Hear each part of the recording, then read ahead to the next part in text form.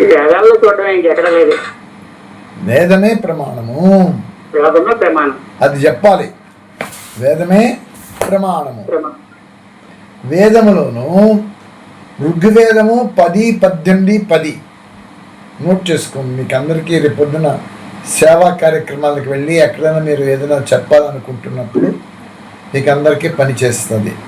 ఋగ్వేదము 10, 18, 10 లేకపోతే మంత్ర సంఖ్య 89, 70 మంత్ర సంఖ్య తర్వాత చూసుకోండి. లేకపోతే 89, 70 ఓం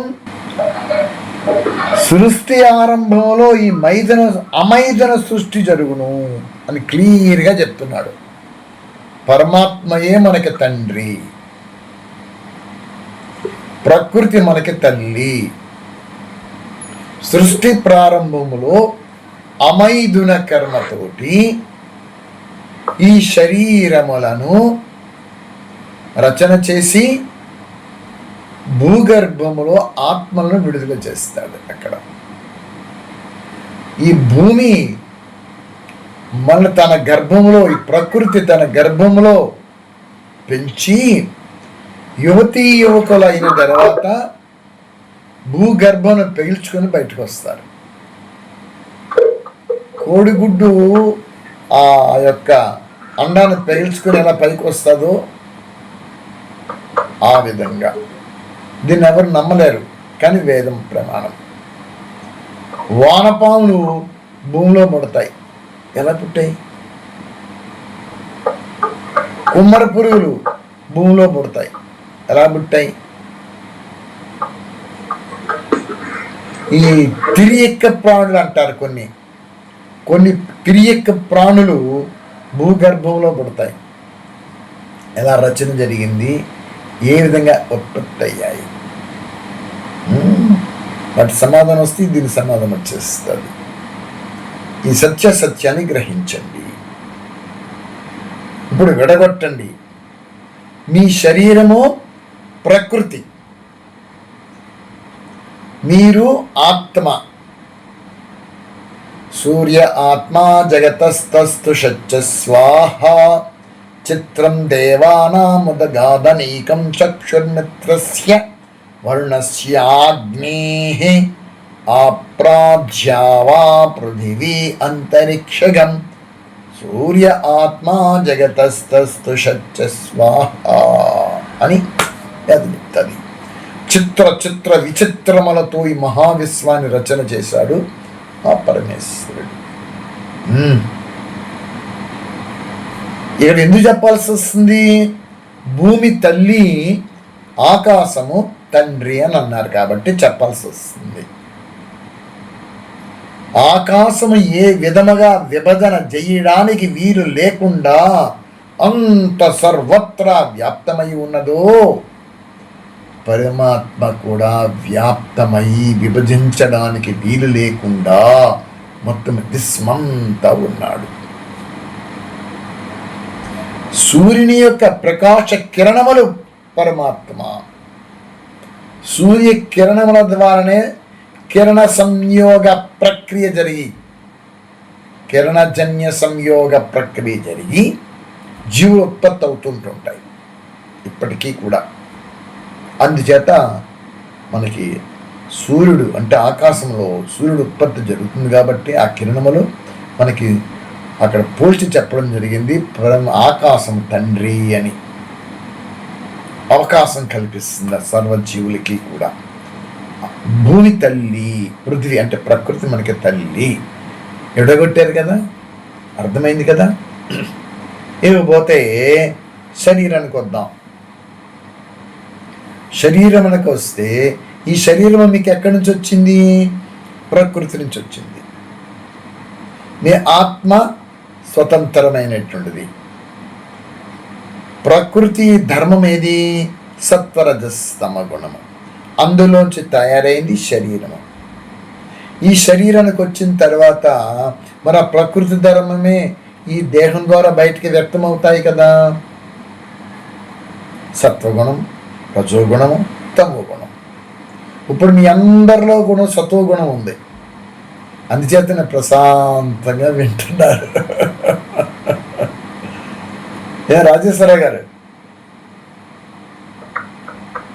అవునండి. ఎప్పుడు మీ అందరిలో ప్రశాంతంగా ఉన్నారు, అంటే సత్వగుణం ఉన్నారు.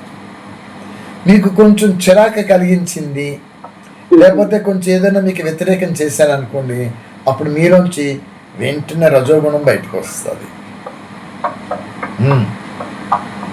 రజోగుణం సత్వగుణం కలిసి మళ్ళీ అక్కడ మీరు కొంచెం ధర్మస్థాపనకి కార్యాన్ని అక్కడ మళ్ళీ చేస్తారు. ఈ రెండు పర్వాలేదు అనుకుందాం. ఒక రజోగుణం ఉంటే మళ్ళీ భయంకరం భయం. ఈ రజోగుణం తమోగుణంతో కలిసిందనుకోండి, అమ్మో చాలా భయంగా ఉంటాం, భయంకరమైన కర్మలు జరిగిపోతాయి. రజోగుణం పోయి ఒక తమోగుణం ఉందనుకోండి, ఇక నీచ కర్మలే, భయంకరమైన. మైక్ ఆఫ్ చేసేయండి రాజేశ్వర గారు. భయంకరమైన నీచ కర్మలే. ఇప్పుడు విడగొట్టండి, స్పర్ధ విడగొట్టండి. మీరు చైతన్య శక్తి, ఆత్మ, మీరు ఆత్మ అత్యంత పవిత్రమైనటువంటి వారు మీరు. ఇందులో నో డౌట్ ఎట్ ఆల్. పాపాత్మలు, పుణ్యాత్మలు, మహాత్మలు, ధర్మాత్మలు ఏమీ లేవు. ఉన్నది ఒకటే ఆత్మ, అదే పవిత్రమైన ఆత్మ, అదే మహానాత్మ, అదే అన్నీ జరుగుతూ ఉంటాయి. మరి పాపపు పనులు, పుణ్యపు పనులు, మహాన్ కార్యక్రమాలు, ధర్మ కార్యక్రమాలు ఇవన్నీ కూడా చేసేది లోపటి నుంచి మీ మనస్సు. ఎందుచేత మనస్సులో అనేక జన్మల తాలూక సంస్కారాలన్నీ నిక్షిప్తమై ఉంటాయి చిత్తంలో. చిత్తములో అనేక జన్మల నుంచి నిక్షిప్తమై ఉండినటువంటి అవి ఏమైతే ఉన్నావో అవి ఓపెన్ అవుతుంటుంటవి. జ్ఞానేంద్రియముల నుంచి కర్మేంద్రియములకు ఆర్డర్స్ వెళ్ళిపోతాయి. కర్మేంద్రియాలు తద అనుగుణంగా కర్మ జరిగిపోతుంటుంటవి. వీటి ప్రభావములన్నీ కూడా మనసులోనే పడుతుంటుంటవి. ఆత్మ తన పవిత్రత శక్తిని కట్టేస్తుంది. అందుచేత ఆత్మ నేనే అనుభవిస్తున్నాను ఈ దుఃఖాన్ని, నేనే చేస్తున్నాను ఈ పాపపు కర్మని, నేనే చేస్తున్నాను ఈ పుణ్యపు కర్మని, నేనే చేస్తున్నాను ఈ మహాన్ కార్యక్రమాన్ని, నేనే చేస్తున్నాను ఈ ధర్మ కార్యక్రమాన్ని అని భ్రమలోకి పోతుంది. మనసు ఆ విధంగా కల్పిస్తుంది. కానీ వాస్తవానికి ఆత్మ యొక్క స్వస్థితి ఏమిటి? పవిత్రత, మహోన్నతమైన ఉత్కృష్టమైన స్థితి దానిది. మీకు ఉదాహరణకి సూర్యుని యొక్క ప్రకాశము ఎప్పుడు ప్రచండంగానే ఉంటుంది, ఎప్పుడు తీక్షణంగానే ఉంటుంది, ప్రతాపంతో ఉంటుంది. దానికేమీ కూడా ఉండవు. ఎప్పుడు నిరంతరం ప్రకాశిస్తూనే ఉంటుంది, ఆగిపోవడం అట్లా జరగదు దానికి. అలాంటి ప్రచండ రూపాన్ని, ఆ ప్రతాపాన్ని కప్పిపుచ్చేదేది? కారు మబ్బులు, మేఘాలు. అప్పుడు సూర్యుడు కనబడతాడా? తన ప్రచండ రూపం కనబడతాదా? తన యొక్క ప్రతాపము కనబడతాదా? కనబడదు. అది ఏమైపోయింది? ఆ కారు మబ్బుల లోపట ఉండిపోయింది. అలాగనే మీరు కూడా, మీరంటే మనం అందరం అంతే. మీరని వేరు చేసి నేను వేరే కాదు, అందరం అంతే, మనమందరం అంతే. మరి ఇలాంటి మనందరి మీద కూడా ప్రచండ రూపానమైనటువంటి ఆత్మతత్వం, ఆ పవిత్ర తత్వాన్ని కప్పిపుచ్చేదేది? ఈ మనస్సే, ఈ సంస్కారాలే, ఈ బలహీనతలే. ఇప్పుడు ఈ సంస్కారాలని, ఈ బలహీనతలను తొలగించేసేస్తే అప్పుడు మనస్సు శూన్యమైపోతుంది.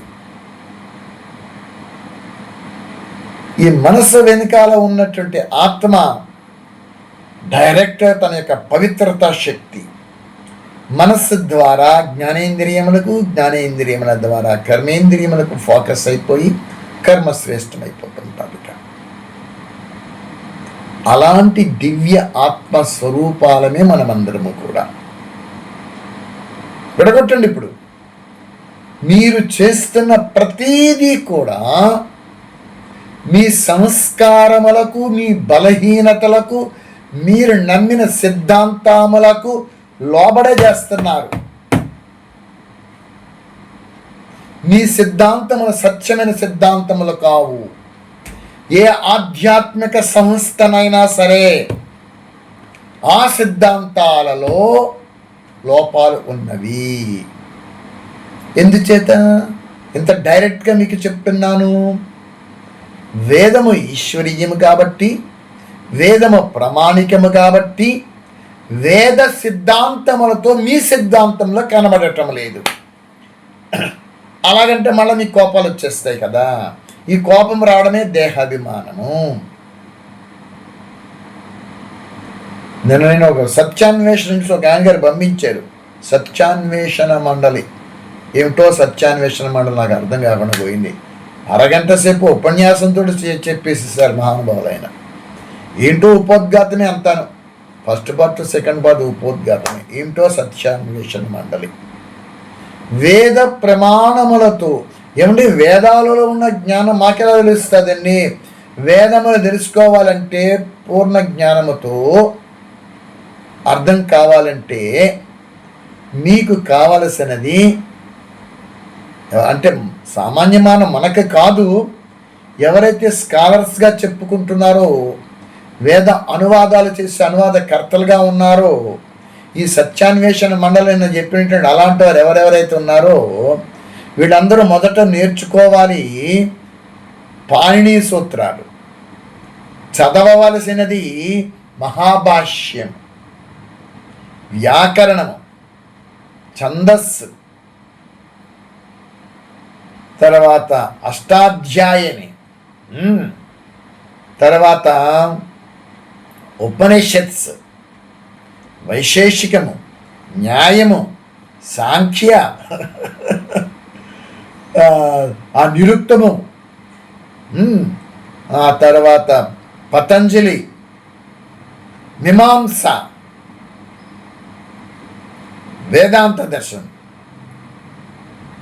ఇవన్నింటిలోనూ కూడా నిష్ణాతుడు అయ్యి వేదములు ఉపాంగ వేదములు చదివితే అప్పుడు సత్యాన్వేషణ మండలిలోని ఏమిటో సత్యం గ్రహించబడుతుంది, చెప్పబడుతుంది. ఏమండి మేము అన్నీ చదవలేమండి, మాకు అన్నీ తెలియదండి. ఓకే, చాలా పక్కన పెట్టుకోండి. మరి అన్నిటినీ వడగట్టి ప్రమాణముగా వచ్చినటువంటిది ఒక మనకి మహర్షి దయానంద సరస్వతుల వారు పెట్టారు, చూపించారు దారి మనకి.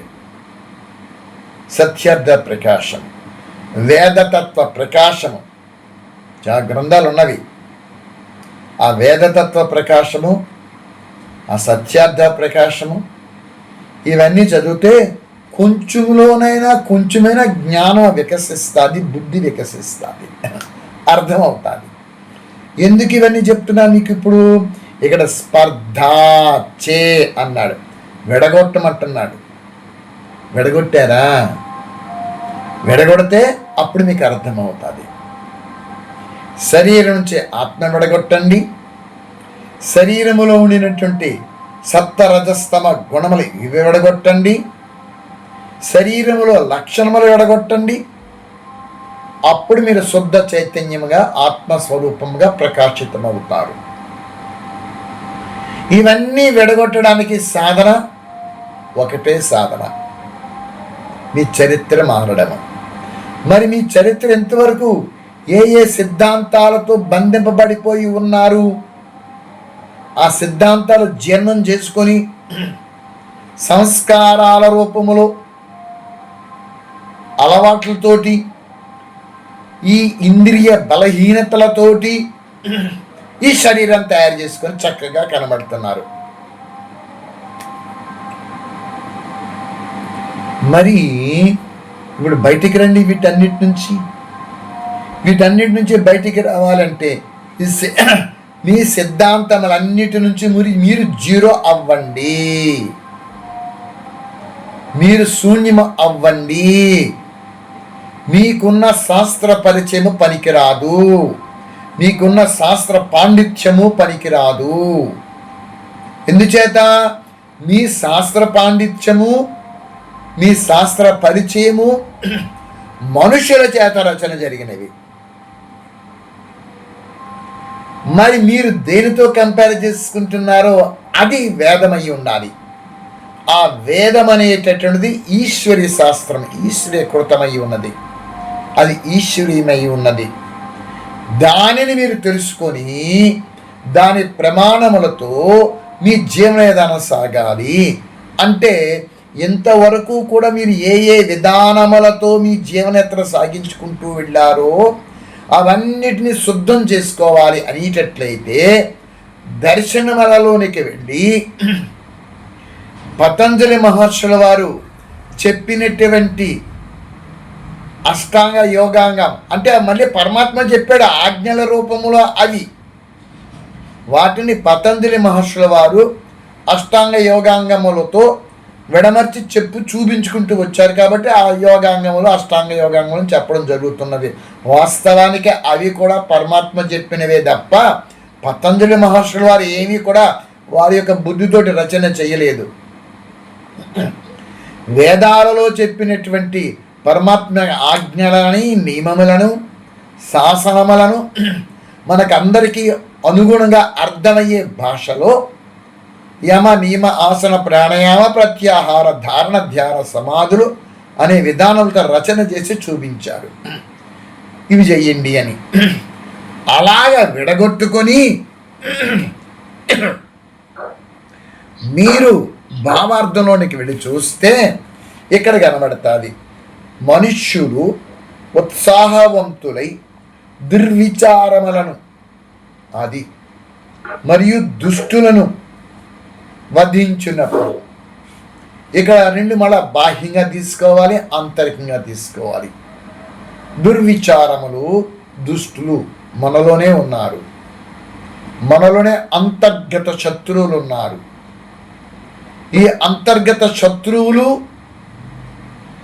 దైవం పేరుతోటి, ఆచారాలు, సంప్రదాయాల పేరుతోటి దేహాన్ని సృష్టింపజేసుకుంటున్నాము.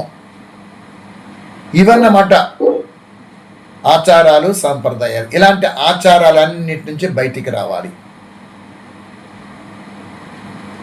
వచ్చారా? ఇకపోతే దుష్టులు. ఎవరో దుష్టులు మనలోనే ఉన్నారు కదా, అంతర్గతంగా ఈ తమో గుణాలు ఉన్నవి కదా, ఆ తమో గుణాలే దుష్టులు. బాహ్యంగా దుష్టులు చాలామంది ఉన్నారనుకోండి, వాళ్ళందరినీ కూడా ప్రభుత్వం వారు చూసుకుంటారు, రాజులు చూసుకుంటారు. పూర్వ రోజైతే రాజులు, ఇప్పుడైతే ప్రభుత్వం వారు చూసుకుంటారు, పోలీస్ వ్యవస్థ ఉంది చూసుకుంటారు. కానీ మీ లోపల ఉండే దుష్టులను మీరే సంహరించాలి, అణగదొక్కాలి.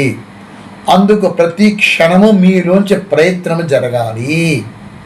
అలా జరిగిన నాడు మీరు ఎలాగుంటారంట? ఉన్నతమైన స్థితిని పొందుకుంటారు. ఇది మంత్రంలో చెప్పబడినటువంటి విషయాలు. అర్థమైందా అండి అందరికీ కూడా, నా ప్రియ ఆత్మబంధువులు?